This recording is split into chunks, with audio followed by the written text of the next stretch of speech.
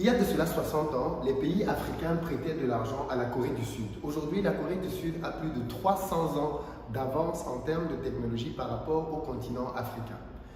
Dans cette vidéo, je vais te partager au terme de mon séjour 5 éléments que j'ai vus ici et qui peuvent clairement inspirer l'Afrique. Comment est-ce que l'Afrique peut s'inspirer de la Corée du Sud pour se développer? Mais pour faire cette vidéo, je suis venu dans l'un des temples de la technologie en Corée du Sud, Samsung. On est ici dans un Samsung Store. On est habitué à avoir des Apple Store dans le monde entier, mais Samsung Store, c'est un autre niveau, les amis. On va parcourir les 4 étages, ou plutôt les 3, parce qu'ici, c'est l'espace SAV. Et il est déjà fermé. C'est ici qu'il repart en live tous les appareils Samsung que l'on ramène, téléphone, ordinateur, tout ce que tu as qui est en panne, tu le ramènes là et il le répare. Mais c'est déjà fermé, donc on ne pourra pas aller là-dedans. Je vais parcourir donc les 3 autres niveaux pour que vous voyez la beauté de cet espace, mais surtout les nouveautés de Samsung. Certaines d'entre elles, vous les connaissez déjà, d'autres sont juste bluffantes. Et en vous faisant dans ce parcours-là, je profiterai pour vous présenter les 5 éléments que j'ai vus ici et qui pourraient vraiment inspirer les Africains. Donc si vous êtes prêts pour ça, je vous invite à rester connectés. Vous allez voir ici des choses que vous n'avez jamais vues nulle part ailleurs et d'autres que vous avez peut-être vues et qui sont présentes en France. On va voir les prix, on va essayer de comparer un tout petit peu. Bref, je vais vous faire une petite visite.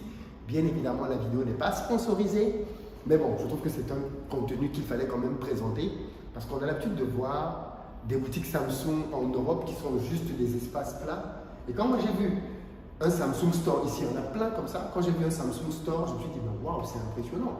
4 niveaux pour Samsung uniquement, mais vous allez aussi découvrir ici des produits que Samsung fait que vous n'imaginiez même pas. Même pas. Par exemple, cet ascenseur, il est Hyundai. On connaît Hyundai dans les voitures, mais très peu savent que Hyundai fait même des ascenseurs.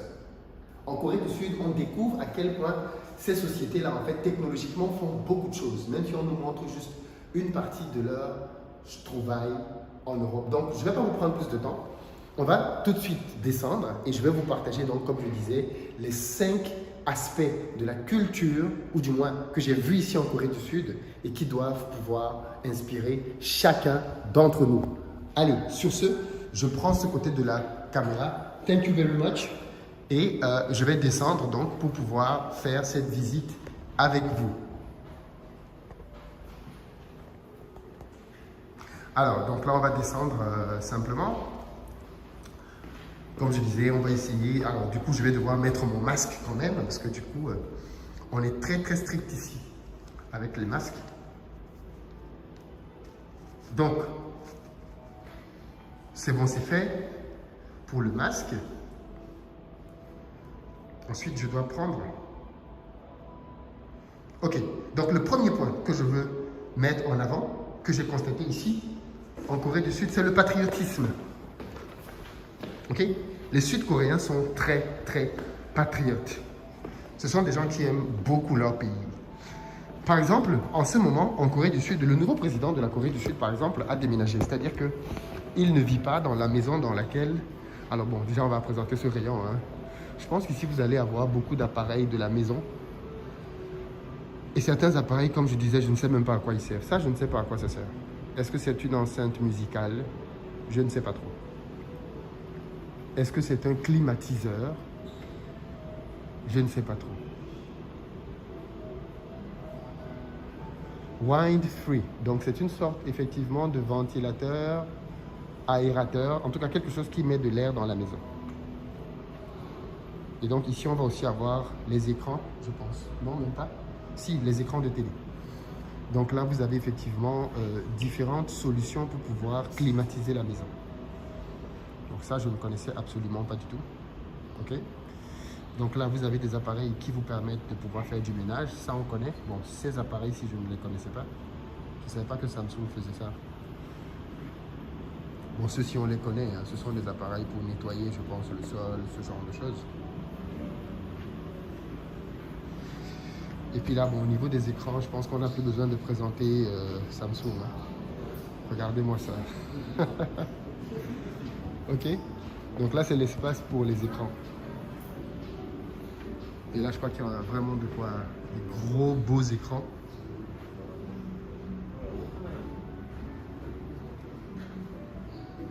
Je parlais donc du patriotisme. Hein. Non, mais ce rayon, il est juste génial. Alors là, vous avez, voyez, dans les différentes couleurs, vous avez des machines. Alors ici, là, ce sont des plaques de cuisson, je pense, à induction, bien évidemment. Mais ce qui est intéressant, finalement, ce sont les couleurs. Là, vous avez des armoires réfrigérantes. Ça, je pense que c'est pour les professionnels. Hein. Vous voyez, là, vous avez votre armoire. Je vais essayer d'ouvrir un peu partout.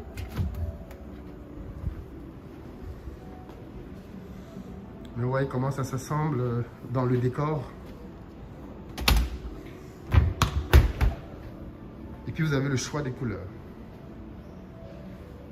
Et on va mieux voir de l'autre côté comment ça s'agence. Là, par exemple, effectivement, vous avez... alors, les prix.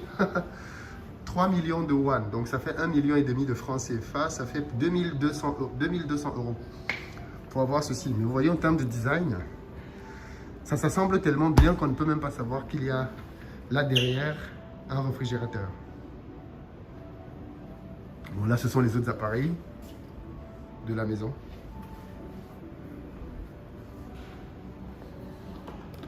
De l'autre côté, pareil, toujours dans les couleurs, on a les différents fours et micro-ondes. Bon, on a des petits ventilateurs là.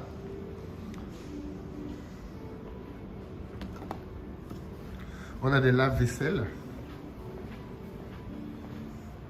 Pareil, de différentes couleurs. Là, vous voyez, on a un lave-vaisselle vert. Et c'est ici qu'on voit donc comment ces armoires là se font en fait. Vous voyez les différents modèles. Tout ça, alors, regardez-moi ce modèle là. Pierre, on dirait un peu marbré là.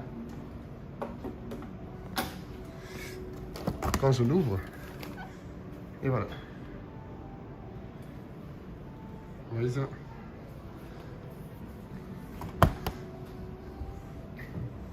Donc vous voyez un peu comment c'est. Bon, voilà, c'est comme un meuble, hein, et pourtant derrière vous avez un réfrigérateur. Bon, là pour les amoureux du vin, vous avez tout ce qui est vin. Tout ça, c'est Samsung. Hein. C'est incroyable, incroyable. Et là, vous avez bien évidemment toutes les couleurs possibles. Il y en a pas mal. Hein. Il y en a vraiment pas mal. Là, on arrive au rayon machine à laver. Voilà, moi j'aime bien cette couleur vert un peu foncé là. C'est énorme, hein. C'est une machine de 20 kg. Vous voyez ça, 20 kg, c'est énorme là-dedans. Bon, le prix aussi est énorme. Hein. Et puis ici à côté, vous avez ça. Ça, je vous laisse deviner qu'est-ce que c'est. Les connaisseurs, dites-moi ce que c'est. Qu'est-ce que c'est que cette machine?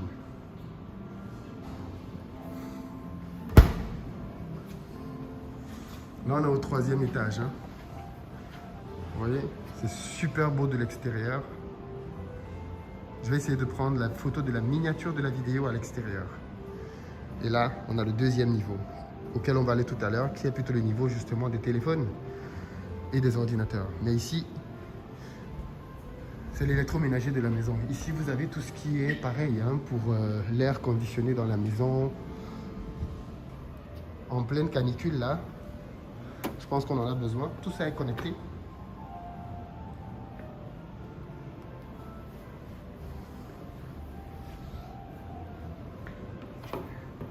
Et bien évidemment, tout ça est fabriqué sur place.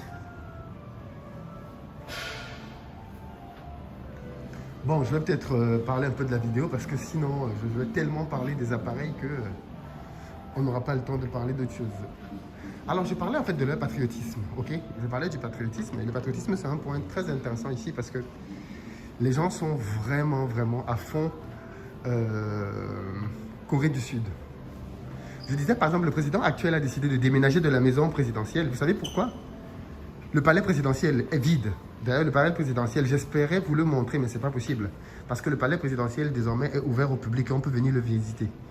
Malheureusement, il faut prendre rendez-vous pour ça et les prochaines dates, c'est à partir de la semaine prochaine. Donc, malheureusement, beaucoup trop loin pour moi. Mais l'une des raisons pour lesquelles il a quitté le palais présidentiel, c'est parce que le palais présidentiel de Corée du Sud, de manière historique, a été l'un des palais dans lequel le gouverneur japonais a habité. Vous savez que la Corée a été sous occupation japonaise pendant 35 ans. Et comme le gouverneur japonais avait habité là, eh bien, le président coréen a décidé qu'il n'allait lui pas habiter là. Hors de question qu'il habite là. Par patriotisme. Donc il a déménagé complètement. Ça, c'est un truc qui est très différent par rapport à nous en Afrique. Les Africains, malheureusement, on le sait, par rapport à l'ancien colon, on n'a pas eu cette rupture psychologique. On est plutôt dans l'admiration de l'ancien colon. Tout ce que l'ancien colon fait continue d'impressionner et d'éblouir les Africains. Et donc, cette rupture n'a jamais été faite, malheureusement. Alors qu'en Corée du Sud, le Japon, ça a beau être un voisin, c'est quelqu'un avec qui les Coréens, les Sud-Coréens, n'ont pas beaucoup d'admiration. Ils n'ont pas beaucoup d'admiration pour le Japon. C'est même tout le contraire. Si vous voulez énerver un Sud-Coréen, parlez-lui positivement du Japon. Alors qu'en Afrique, comme je disais, on n'a pas encore coupé les ponts psychologiquement avec l'ancien colonisateur. Il n'est pas question de dire qu'il ne faut plus faire du business. Attention, la Corée du Sud et le Japon font beaucoup de business ensemble. Mais sur un point diplomatique, ils ne se parlent pas trop, ce n'est pas la bonne ambiance. Et symboliquement, ça reste des gens qui ne sont pas très amis, même s'ils font du business ensemble. Donc il faudrait pouvoir arriver à ce niveau de détachement qui consiste à pouvoir faire du business avec qui nous propose des choses intéressantes, mais avoir quand même un recul nécessaire. En 2009, par exemple, en Corée du Sud, que vous voyez à quel point le patriotisme est fort ici. En 2009, il y a eu des récoltes de riz qui étaient très nombreuses. Le gouvernement sud-coréen, pour pousser les gens à consommer du riz, il y avait 160 000 tonnes de riz en surplus. On s'est rendu compte que les Sud-Coréens commençaient déjà à beaucoup manger les nouilles chinoises. Et donc le gouvernement a décidé de faire une campagne pour sensibiliser la population et lui rappeler que les producteurs de riz sud-coréens étaient en difficulté parce qu'on était en train de consommer des nouilles chinoises. Conséquence, la population sud-coréenne a arrêté de consommer les nouilles, a recommencé à manger du riz sud-coréen. Par patriotisme, pour soutenir les agriculteurs locaux. À quand ce type de logique chez nous en Afrique? À quand ce type de logique chez nous en Afrique? Nous, on préfère plutôt manger la nourriture qui vient d'ailleurs. On produit le riz en Afrique, par exemple. Mais beaucoup de pays, comme au Sénégal, préfèrent manger le riz qui vient d'Asie plutôt que le riz produit par des cultivateurs sénégalais. Ce qui serait bien évidemment un non-sens dans un pays comme la Corée. Donc le patriotisme sud-coréen, c'est quelque chose que les Africains devraient apprendre. Apprendre à être fiers d'eux, apprendre à valoriser ce qu'ils produisent, apprendre à être fiers de tout ce qu'ils peuvent avoir en intérieur et aussi être beaucoup moins complexés par rapport à l'ancien colon. Ça, c'est des choses remarquables que l'on voit en Corée du Sud. Un détachement vis-à-vis du colon, de l'ancien colon, une volonté de s'affirmer tout seul, une volonté de bâtir soi-même son propre destin. Voilà, vous avez les prix. Ceux qui veulent connaître les prix, vous pouvez simplement convertir dans la monnaie de votre pays. Euro, dollar, CFA. Voilà. Il va sans dire que tout ça est magnifique. Vous voyez l'espace lumineux sur le toit. C'est beau, c'est incroyable. Donc voici un peu le rayon pour les produits que Samsung propose dans la maison. Avec des nouveautés, bien évidemment. Voilà, je vois New. Donc, c'est le nouveau qui nettoie la maison.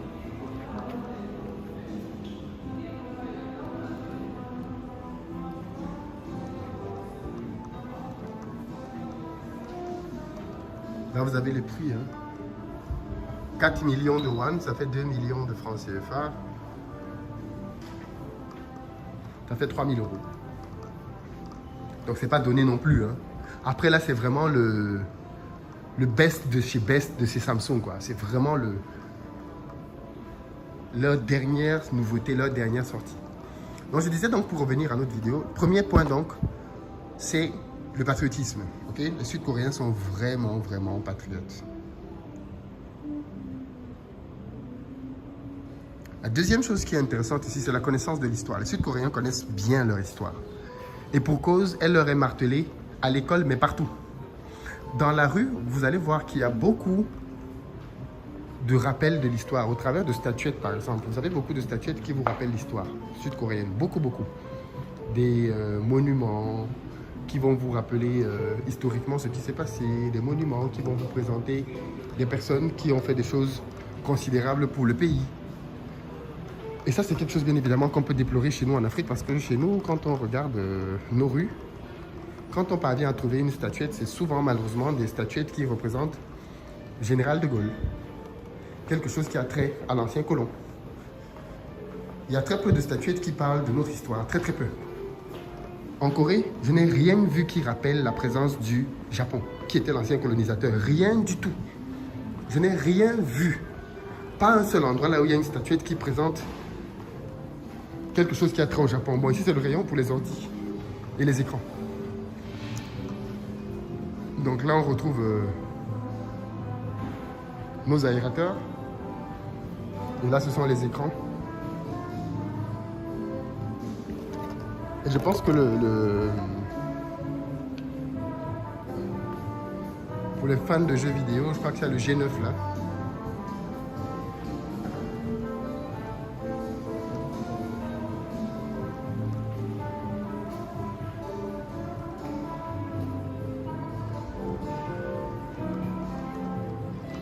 Et puis au niveau des ordinateurs, par contre, j'ai été très surpris de voir qu'il y avait beaucoup d'ordinateurs Samsung. Certains ne savaient même peut-être pas que Samsung faisait des ordinateurs, mais il y en a. Et puis surtout, vous avez des ordinateurs Samsung qui ressemblent beaucoup au MacBook. Hein. Regardez par exemple ce modèle ultra fin.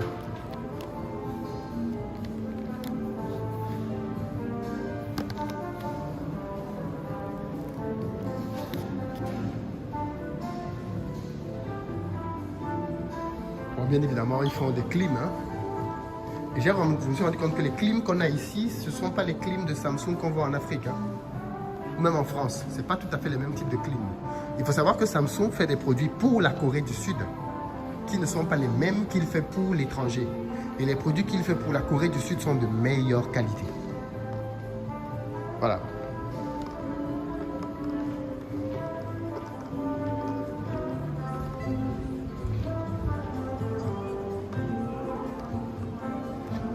Bon, le rayon électronique, on ne va pas trop s'attarder là-dessus parce que ces produits, je pense qu'ils sont déjà disponibles en France.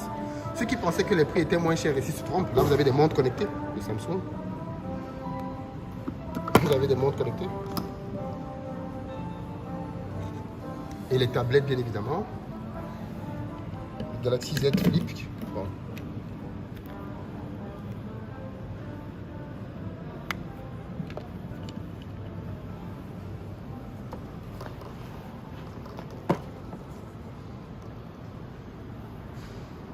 Donc voilà, là vous avez les téléphones. Là le problème c'est que c'est en coréen, même les prix. Bon, lui par exemple, ce téléphone là, il coûte 1500 €. Lui là, 1500 €. C'est le Galaxy Z Fold 3, par exemple. Donc les prix ne sont pas donnés non plus ici. Hein. Voilà leurs écouteurs à eux. On connaît les AirPods, mais Samsung a ses écouteurs aussi.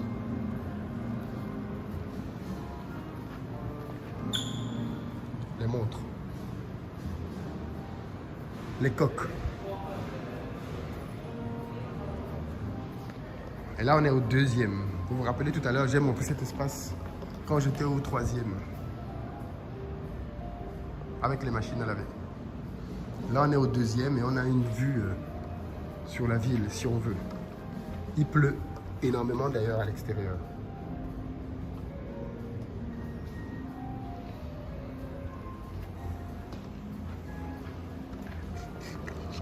Alors, revenons à notre vidéo. Donc, sur le deuxième point que je disais que j'aimais ici. La connaissance de l'histoire. Oui, donc c'est un pays dans lequel on valorise beaucoup l'histoire locale. J'ai par exemple vu un épisode qui m'a beaucoup surpris dans le métro, agréablement. Dans un des métros dans lequel j'étais, j'ai vu une publicité qui passait sur un écran. Il faut savoir que les métros sont super propres ici, high-tech, connectés, climatisés, super propres. J'étais dans un métro et pendant que j'étais dans le métro, j'ai vu une publicité qui passait et c'était la publicité pour faire du tourisme sur une île ici. Je crois que c'est l'île de Dotko, quelque chose comme ça. Plutôt que de faire simplement la publicité de l'île, on fait un rappel historique. On rappelle que cette île-là a été la première île que le Japon a envahie quand il est arrivé en Corée du Sud. On rappelle que cette île-là Les Japonais s'en sont servis pour faire X, Y, Z. Ensuite, on te dit que la Corée du Sud s'est battue pour récupérer cette île-là. Donc, je vais descendre de l'autre côté parce qu'il y a plusieurs côtés ici, en fait.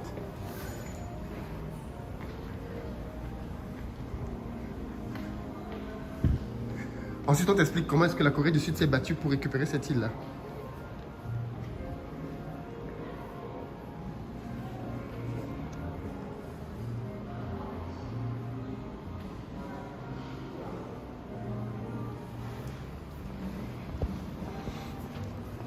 Oui, parce que je voulais te montrer un écran en fait.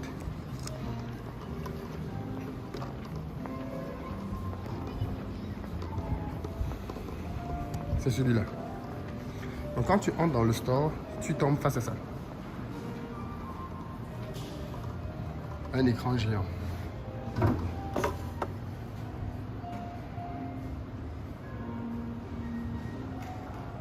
Magnifique.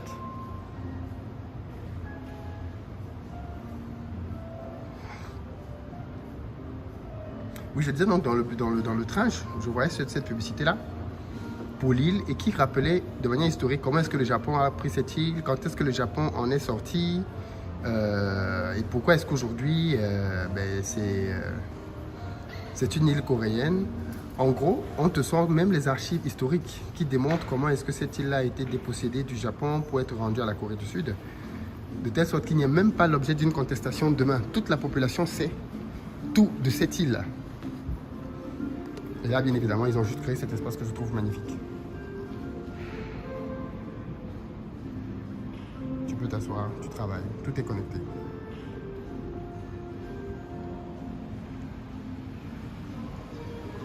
Troisième élément, c'est la force de travail. Les Sud-Coréens, je ne vais pas m'attarder là-dessus, mais on le sait déjà, c'est des gros bosseurs. Depuis l'enfance, ils sont habitués à travailler très dur. Donc, c'est des gens qui travaillent très dur. Et ça vient du quatrième point qui est l'éducation. Et là, bien évidemment, voilà le rez-de-chaussée.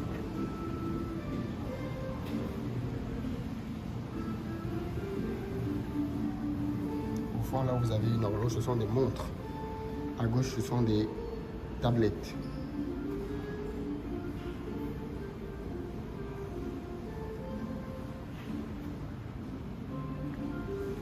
Bon, je vais m'asseoir là, je vais me poser là pour terminer la vidéo.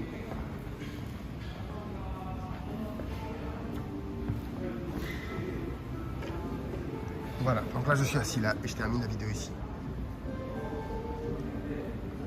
En bas, vous avez l'espace dont je vous parlais. C'est vraiment magnifique, hein. Vraiment magnifique. Donc le quatrième point, comme je disais, c'était le fait que la Corée, c'est un pays dans lequel il y a beaucoup de travail, beaucoup, ils travaillent énormément. Et ça part depuis l'enfance justement. Le système éducatif de Corée, il faut savoir que c'est l'un des meilleurs au monde.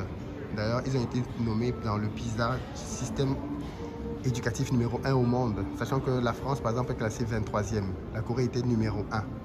Les étudiants coréens sont très brillants. Très brillants. Après, c'est des gars qui travaillent comme des malades, hein, vraiment comme des malades. Jusqu'à 8 h du matin. Vous voyez, par exemple, le gars qui vient d'entrer là, avec son parapluie, on a même prévu un système dans lequel il peut faire que de l'eau sèche de son parapluie avant d'entrer dans le magasin. Je ne sais pas si vous le voyez à l'extérieur, là, il vient de passer. Et ensuite, il va, après avoir bien séché son parapluie, il stocke son parapluie à un endroit bien précis. Bref, donc pour revenir et terminer la vidéo, donc je parlais du système éducatif coréen qui est l'un des meilleurs au monde. Les Coréens ont tout misé sur l'éducation. Les Africains devraient faire de même. Et pas juste envoyer des gens à l'école pour apprendre des notions basiques, mais vraiment former des cerveaux. Vraiment former des cerveaux. 99% de la population sud-coréenne est instruite. 99%. C'est donc un peuple qu'il est très difficile de manipuler. Cinquième et dernier point que j'ai vu ici, c'est leur santé. Ils sont en très bonne santé. Très bonne santé. Et pour cause, ils mangent très bien. La première nourriture en Corée, c'est l'alimentation. Ils mangent très bien. C'est l'un des styles alimentaires les plus sains au monde. Quand vous venez ici, il faut réadapter votre palais parce que ce n'est pas du tout les goûts auxquels on est habitué en fait. Il faut vraiment réadapter votre palais. Mais ça vaut la peine. En tout cas, voilà 5 points que je voulais voir avec vous. C'est vrai que j'ai passé beaucoup de temps à montrer le Samsung Store. Mais bon, je pense que j'aurai l'occasion de revenir dessus en faisant une vidéo sur peut-être les trucs que j'aime, les trucs que j'aime moins de la Corée. Voilà. Sur ce, je vous souhaite une très bonne journée et à très bientôt.